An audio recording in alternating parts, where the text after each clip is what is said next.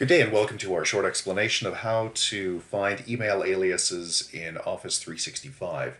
As you've no doubt figured out, it's quite difficult to do it through the GUI, and as in you can't, other than going through each address one by one. That's really a pain, especially if you have hundreds or thousands or tens of thousands of accounts. So the easiest way to handle this is to export them into an Excel file and then scan through them. So first thing you need to do is open up a PowerShell.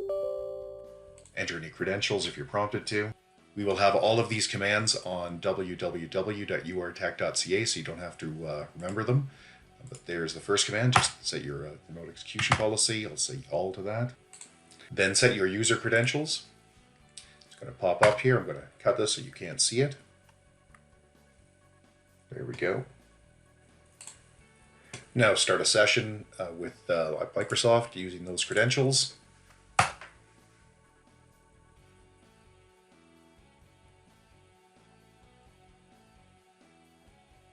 There we go. Import the PowerShell session.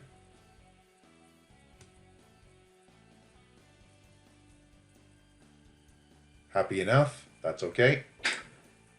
Now export your mail boxes and their aliases to a CSV file. And you can see the path for that I've set is C:, blah, blah, blah. You can set whatever you'd like. Let's go take a look at that file. There it is. I'll just double click and I'm going to blur it out so you can't see. But there are all the aliases. And you will be on your way. Search for Ian. I've got a bunch of Ian aliases, and there we are. If you have any questions or concerns, please get a hold of us at www.urtech.ca. Thank you. Bye-bye.